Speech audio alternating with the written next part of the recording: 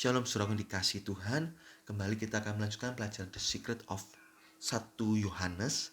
Kita sudah masuk dalam ayat yang ke-8 sampai yang ke-10. Apa singkatan 1 Yohanes? Saudaraku, saya ulangi lagi. Yesus orisinal Allah Tuhan yang Esa. Ya. Kita baca dalam 1 Yohanes 1 ayat yang ke-8 sampai yang ke-10. Kita melihat di sini. Saya bacakan dalam terjemahan King James Indonesia. Jika kita berkata bahwa kita tidak berdosa, kita menipu diri kita sendiri. Dan kebenaran itu tidak ada di dalam kita. 9. Jika kita mengaku segala dosa kita, maka Ia yang setia dan adil itu mengampuni segala dosa kita dan menyucikan kita dari segala ketidakbenaran. 10. Jika kita berkata bahwa kita tidak pernah berbuat dosa, kita menjadikan Dia pendusta dan firman-Nya tidak ada di dalam kita. Ayat yang ke-8 sampai 10 ini kita mau belajar menjadi Kristen yang jujur. Ini menjadi Kristen yang jujur. Ayat 8 sampai 10 ini menjadi satu kesatuan pengertian, saudaraku, tentang apa? Tentang dosa. Pada ayat ke-8 ini bicara tentang orang beriman yang tidak merasa dirinya berbuat dosa. Dia merasa apa yang dilakukannya ini benar. Padahal tindakannya itu tidak sesuai firman Tuhan. Jika ditelaah, jika ditera oleh firman Tuhan, jika dicocokkan oleh firman Tuhan, tidak benar. Tapi dia nggak merasa salah. Itu ayat 8. Ayat yang ke-9 itu adalah langkah yang benar dari seseorang yang telah berbuat dosa. Yaitu apa? Mengaku dan bertobat kepada Tuhan. Di ayat yang ke-10 ini cerita tentang orang yang merasa pengorbanan Kristus untuk dia itu tidak berlaku, tidak butuh, yang merasa tidak butuh pengorbanan Yesus Kristus untuk menebus dosa dia. Ada sebagian orang yang seperti itu. Kamu nggak butuh pengorbanan Kristus. Kenapa, saudaraku? Karena merasa tidak berbuat dosa. Kamu merasa nggak berbuat dosa. Aku ini manusia, aku berbuat apa yang menurut saya benar kok. Ngapain? Ada sangkut pautnya apa dengan pengorbanan Yesus 2000 tahun yang lalu kira-kira? Apa sangkut pautnya? Dia manusia. Apa sangkut pautnya? Apa dia bisa mengampuni dosa? Siapa dia? Lah, ini ada tipe-tipe orang seperti ini, saudaraku. Itu di ayat yang 10 dijelaskan oleh Rasul Yohanes. Nah, ini mulai dalam terus. Ini ayat-ayat ini jika kita terus baca sampai ayat ke-5, makin lama makin dalam sehingga merujuk pada ajaran-ajaran yang dalam-dalam di dalam surat 1 Yohanes ini, saudaraku. Nah, mereka merasa, orang-orang golongan ayat 10 ini merasa apa yang mereka lakukan ini karena ada alasan yang kuat sehingga tidak bisa dikatakan itu berdosa. Misalnya memaki orang karena dia telah berbuat salah, jadi dia pantas untuk dimaki. Maka dari itu ngapain saya harus bertobat? Saya nggak butuh pengorbanan Yesus. Dulu, saudaraku. Jadi ketika ayat ini ayat 8, 9, 10 saling melengkapi tentang konsep dosa sehingga kita bisa bersikap yang benar sebagai orang beriman agar persekutuan kita dengan Tuhan tetap terjaga, bukan terputus karena dosa. Ingat Yesaya 59 ayat 1 dan 2. Sesungguhnya tangan Tuhan tidak kurang panjang untuk menyelamatkan dan pendengarannya tidak kurang tajam untuk mendengar. Tetapi yang merupakan pemisah antara kamu dan Allahmu ialah segala kejahatanmu. Dan yang membuat dia menyembunyikan diri terhadap kamu sehingga ia tidak mendengar ialah segala dosamu. Saudaraku, ini Yesaya 59 ayat 1 sampai 2. Dosa itu menyebabkan putus hubungan dengan Allah. Oke, kita masuk dalam ayat yang ke-8, saudaraku. Seringkali saudaraku, orang Kristen itu tidak sadar bahwa dia telah berbuat dosa. Dia merasa dia tidak berdosa, padahal ada dosa. Sehingga apa? Dia menipu dirinya sendiri. 1 Yohanes 1:8. Dia menipu dirinya sendiri. Kebenaran tidak bisa kita terima jika kita menipu diri sendiri. Nah ini, biasanya saudaraku ya, saat orang itu berdosa, kita sendiri berbuat dosa, maka ada tuduhan-tuduhan. yang masuk dalam hati kita. Ada perasaan hati kita masuk. Itu dalam 1 Yohanes 3:21 kita baca. 1 Yohanes 3:21. Nanti kita akan masuk dalam ayat ini, saudaraku. Kekasih dalam terjemahan King James Indonesia, jika hati kita tidak menyalahkan kita mempunyai keberanian untuk mendekati Allah. Lihat di sini, hati kita tidak berbuat dosa, kita punya keberanian untuk mendekati Allah. Jika kita berbuat dosa, takut seperti Adam dan Hawa, takut menyembunyikan diri. Sehingga Allah berkata, di mana engkau? Saya takut. Itu saudara, karena ada dosa. Nah, ini saudara, kalau kita menolak tuduhan-tuduhan yang datang dalam hati kita tolak itu kita menipu diri kita sendiri. Tuduhan-tuduhan itu baik, saudara. Untuk apa? Membuat kita menyesal dan bertobat. Kalau kita tolak tuduhan yang masuk dalam perasaan hati kita, maka membuat perasaan hati kita lama-kelamaan menjadi mati. Sehingga bisa berakibat menjadi kehidupan yang bengkok dan terbalik. Dalam Filipi 2 ayat 15 dalam terjemahan lama, generasi yang bengkok dan terbalik. Perasaan hati itu awalnya tuh kita punya.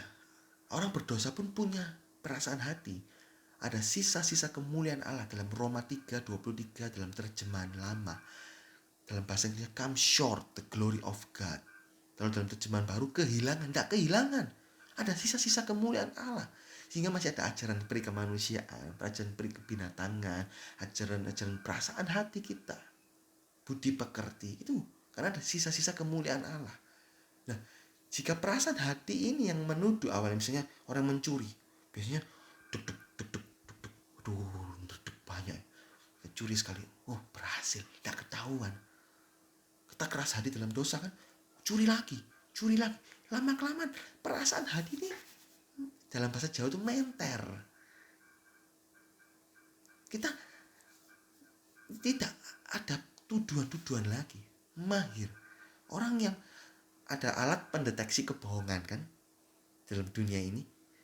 Apa alat itu? Ya saya sih belum pelajarin, saudara. Saya cuma teringat aja ini alat pendeteksi kebohongan. Mungkin saja itu bersumber dari detak jantung. Saat seseorang itu berbohong, mungkin detak jantungnya itu berdetak lebih kencang sehingga alat mendeteksi kebohongan, detak jantungmu kok berubah lebih cepat. Ayo, kamu bohong ya. Mungkin ya, saudara. Saya belum pelajari, saudara. Mungkin sambil menonton video ini, saudara bisa belajar apa itu skema atau caranya alat pendeteksi kebohongan. Tapi, jika orang itu mahir berbohong, perasaan hatinya sudah mati, saudaraku, maka dia bisa mahir berbohong tanpa ada perbedaan detak jantung, tanpa ada perbedaan mimik wajah. Itu saudaraku, itu orang yang mahir. Nah, ini kita perlu berhati-hati. Kalau kita ada dosa, ayat 8, sebagai umat Allah, kita yang ada dosa pasti ditegur oleh perasaan hati. Ayo kita mau turuti itu. Oh ya, ada salah, Tuhan, ampun. Sehingga perasaan hati tetap kudus. Perasaan hati bisa kita jadi patokan untuk Allah itu berkenan atau tidak. Itu saudaraku. Kalau tidak, dituduh enggak berbuat dosa. Itu seperti menipu diri sendiri. Seperti kita lihat ada kebakaran, tapi kita bilang kepada orang lain, enggak ada kebakaran kok. Padahal kebakaran itu merusak hidup kita loh. Tapi kita ngomong kepada orang, enggak kebakaran. Itu seperti orang menipu diri sendiri, merusak diri sendiri, saudaraku. Merusak diri sendiri. Ya. Orang yang tidak merasa berbuat dosa ini, yang menipu diri sendiri, dengan kata lain juga orang tersebut tidak butuh Tuhan untuk menolong dirinya. Karena merasa gak berbuat dosa. Ada kebakaran, gak apa-apa. Gak apa-apa. Padahal kebakaran itu merusak dirinya. Oleh karena itu, jika kita berbuat dosa, hal yang paling baik adalah kita segera mengaku dan bertobat. Karena setiap hal yang salah itu ada akibatnya. Entah itu sedikit, entah itu banyak. Mazmur 99 ayat yang ke-8. Allah mengampuni dosa, tapi juga menghukum. Ada hukuman Allah. Kalau semakin kita keras hati, hukuman juga semakin besar, saudaraku. Seperti orang kalau jatuh dari sepeda, ya lecet gitulah.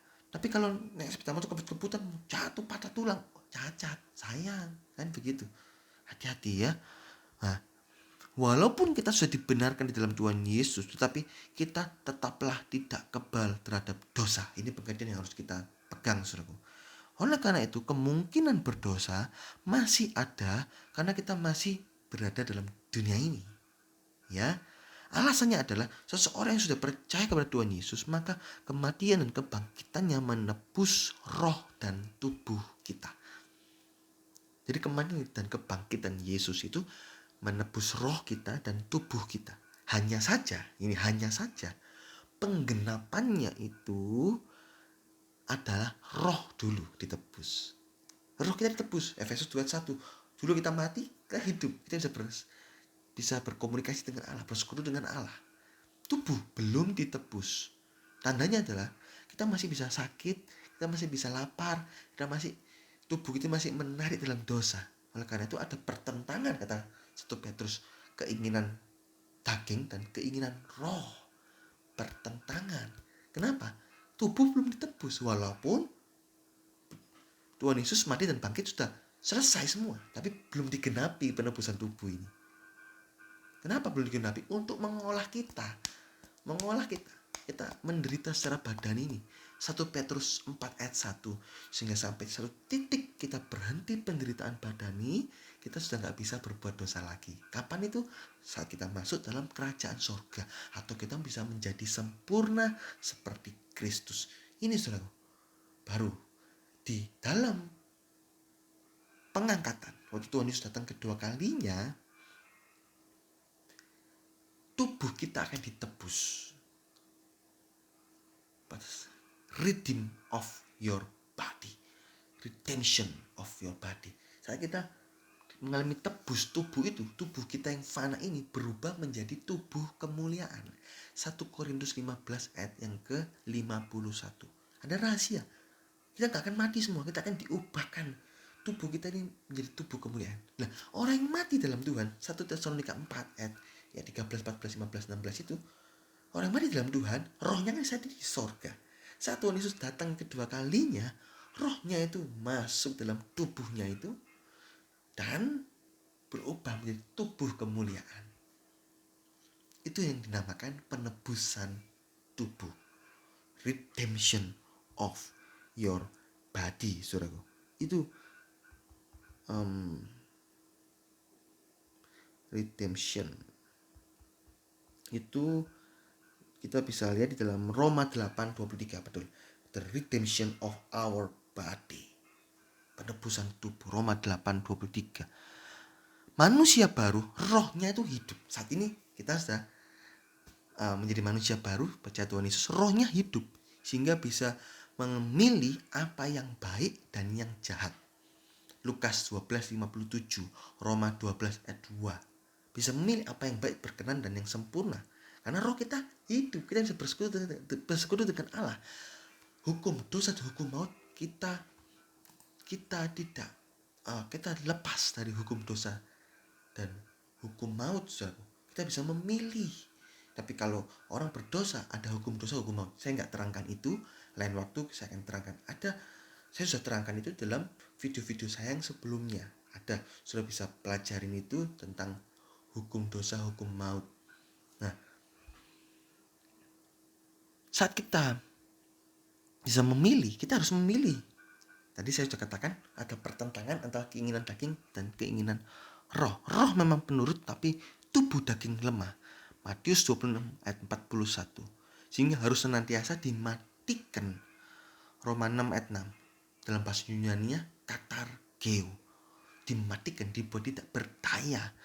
Oleh karena itu, jika kita mengaku dosa, maka Allah yang setia dan adil pasti akan mengampuni segala dosa kita dan menyucikan kita dari segala ketidakbenaran.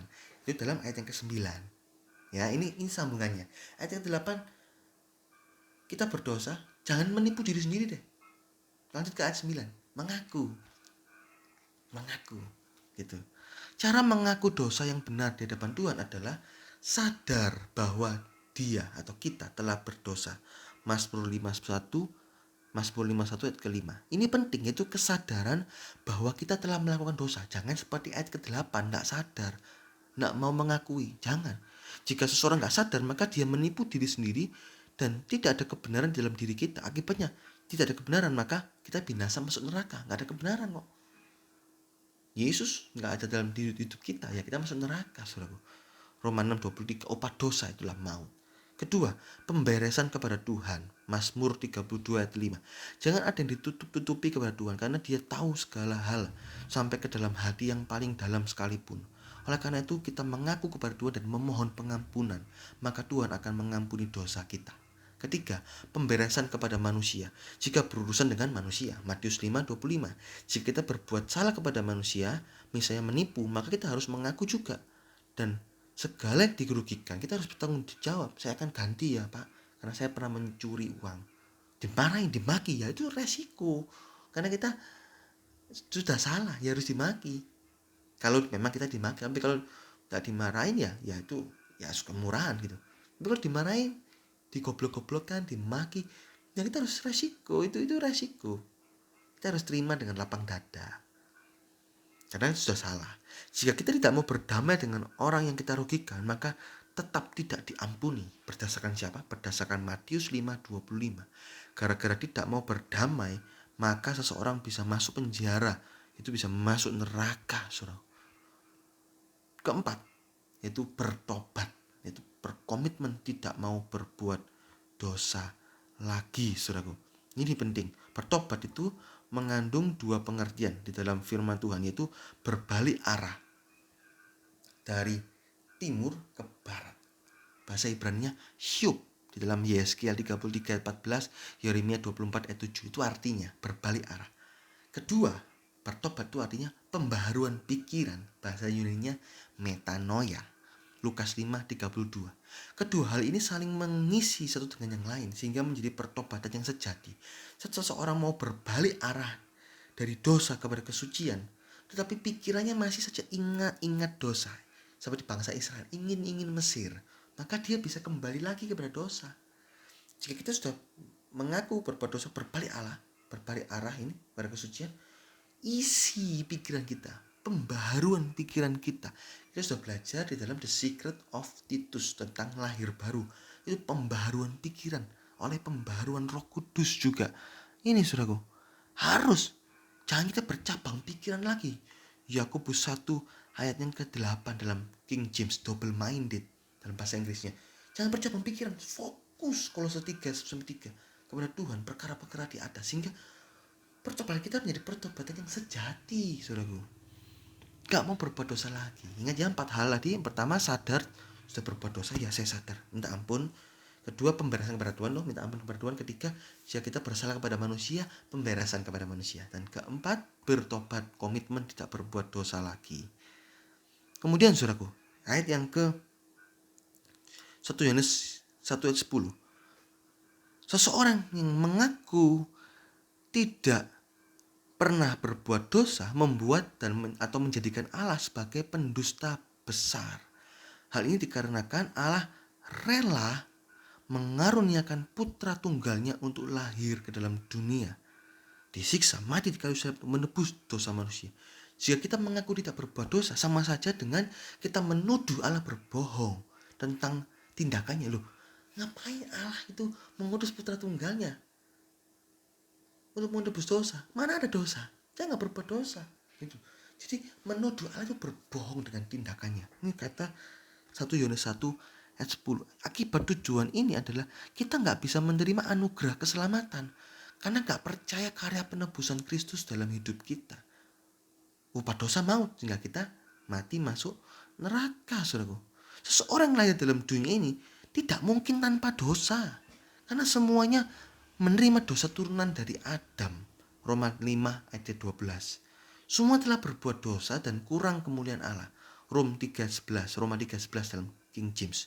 Walaupun semua berdosa, memang masih ada sisa-sisa kemuliaan Allah. Jadi saya sudah katakan, saya sudah jelaskan, saudaraku ya. Nah itu, tapi semua berbuat dosa. Gitu loh. Orang yang enggak mengakui bahwa dia berbuat dosa itu menuduh Allah berbohong. Kedua, orang yang enggak mengakui bahwa dia berbuat dosa, dia nggak pernah berbuat dosa, maka firman Tuhan tidak ada dalam orang tersebut, sehingga kehidupannya makin gelap oleh dosa-dosanya sampai binasa. 1 Yohanes 1 ayat yang ke-10 ini. Hal yang benar adalah, ini hal yang benar, yaitu adalah dahulu kita telah berbuat dosa, tetapi oleh anugerah Allah melalui Tuhan Yesus Kristus telah menebus dosa kita semua, sehingga kita beroleh hidup yang dibenarkan. 1 Korintus 6 ayat 11. Kemudian setelah kita dibenarkan, pada berjalannya waktu kita mau tetap mengambil keputusan untuk tetap hidup suci, menolak dosa. Itu suatu kondisi ideal dari orang Kristen, yaitu keputusan menolak dosa. Keputusan itu berasal dari dalam hati kita. Daniel 1 ayat yang ke-8 dalam terjemahan lama, dalam bahasa Inggrisnya, berketetapan hati. Itu Daniel mengatakan seperti itu. Percuma kita berkata dalam mulut kita tentang keputusan menolak dosa, saya gak mau berbuat dosa, tapi hati kita masih ingin, gak ada pembaruan pikiran. Itu sama saja, akhirnya jatuh lagi, gak akan bertahan lama, saudaraku. Gak akan bertahan lama. Nah, ini ya, kita harus pastikan bahwa hati kita ini milik kita, tidak boleh diserahkan kepada yang lain. Amsal 4:23. Jagalah hati kita dari segala yang patut untuk dijaga dengan segala kewaspadaan. Hati kita milik kita dan kita serahkan kepada Tuhan Yesus saja. Jika hati kita sudah kita tetapkan, maka kita mohon, kita minta kepada Tuhan, kepada Roh Kudus agar menguatkan dan meneguhkan apa yang kita sudah tetapkan. Zakaria 4 ayat yang ke-6. Kita mampu karena ada Roh Tuhan yang bekerja. Kita gak bisa menolak dosa dengan kekuatan sendiri, tapi dengan kekuatan Tuhan, dengan anugerah Tuhan. The secret of Titus 2 ayat 11-15. Sudah bisa belajar anugerah Allah untuk menolak dosa. Nah, orang Kristen yang ideal atau normal, hidupnya gak jatuh bangun dalam dosa, melainkan bisa tidak berbuat dosa. 2 Petrus 1 ayat 10. Ilustrasinya, orang yang sakit sembuh, kan gak enak. Gak mau kan saudaraku? Demikian juga dengan jatuh bangun dalam dosa, gak enak, gak mau, jangan jatuh bangun dalam dosa. Kita bisa. Kuncinya adalah ada pergerakan rohani, ada pertumbuhan rohani. Dalam 2 Petrus 1 ayat yang ke berapa 3, 4, 5, 6, 7 itu menambahkan. Sehingga ada pertumbuhan. Seperti orang naik sepeda, kalau terus mengayuh nggak sampai jatuh. Tapi kalau berhenti dari mengayuh, akhirnya jatuh. Jadi bisa nggak berbuat dosa, saudaraku? Bisa. Ini saya terangkan ini. Tetapi saudara, jika kita berbuat dosa, kembali di ayat yang ke-9, yaitu ayat 8 dan 9, yaitu apa? Kita akui, kita sadar, kita minta ampun kepada Tuhan, kita bereskan kepada sesama kita yang kita rugikan, yang kita bertobat, berkomitmen tidak berbuat dosa lagi. Ya saudaraku, ini ayat yang ke-8 sampai yang ke-10 tentang dosa. Kita sudah belajar hal yang paling ideal, yang normal adalah tidak berbuat dosa. Puji Tuhan, Tuhan Yesus memberkati.